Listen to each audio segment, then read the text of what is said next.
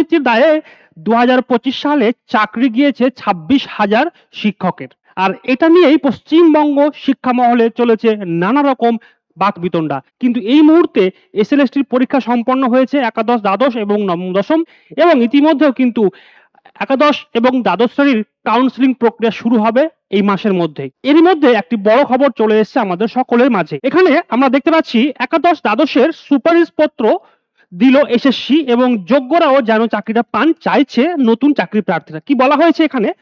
প্রাতিষ্ঠানিক দুর্বলতায় 2016 সালে যে চাকরি গিয়েছিল 26,000 শিক্ষক ও শিক্ষাকর্মীর, অবশেষে তারা পরীক্ষা দিয়ে নিয়োগপত্র হাতে পেলেন চাকরিহারা সমস্ত যোগ্য শিক্ষকরা। দীর্ঘ প্রতীক্ষার অবসানের পর অবশেষে মঙ্গলবার থেকে শুরু হলো একাদশ এবং দ্বাদশ শ্রেণীর সমস্ত যোগ্য চাকরিহারা নতুন চাকরি প্রার্থীদের সুপারিশপত্র দেওয়ার প্রক্রিয়া। মঙ্গল ও বুধবার প্রথম দফায় মোট 182 জনকে সুপারিশপত্র দেবে বলে স্কুল সার্ভিস কমিশন জানিয়েছে, এবং এসএসসি সূত্রে খবর এদিন 64 জনের হাতে সুপারিশপত্র তুলে দেওয়া হয়েছে। বাকি 3 জন অর্থনৈতিকভাবে দুর্বল শ্রেণীর প্রার্থী, কিন্তু সে সংক্রান্ত প্রমাণ বা নথি তাদের কাছে না থাকায় তাদের কিন্তু সুপারিশপত্র তুলে দেওয়া হয়নি।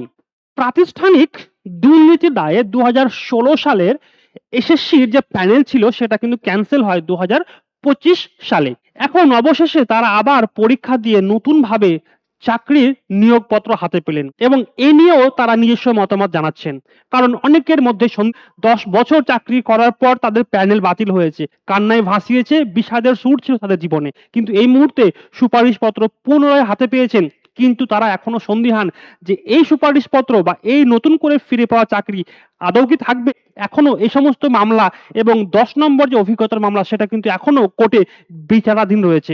তাই সময়ের অপেক্ষা এই যে প্যানেল বা এই যে নতুন চাকরি তাদের হাতে তুলে দেওয়া হয়েছে বা নতুন সুপারিশপত্র তারা পেয়েছেন, এটা আদৌ কতদিন টিকবে, এখন এটা কিন্তু প্রশ্নের মুখে দাঁড়িয়ে রয়েছে। এবং বর্তমান যে প্যানেল তৈরি হচ্ছে সেটাও কিন্তু আদালতে বিচারাধীন। তাই সময়ের অপেক্ষা, দেখার বিষয় আদৌতে এই প্যানেল কতদিন টেকে এবং তাদের চাকরি বা তাদের স্বপ্ন কতদিন থাকে। এই ধরনের বা এসএলএসটি রিলেটেড আরো প্রচুর ইনফরমেটিভ ভিডিও আমরা আপনাদের জন্য নিয়ে আসছি।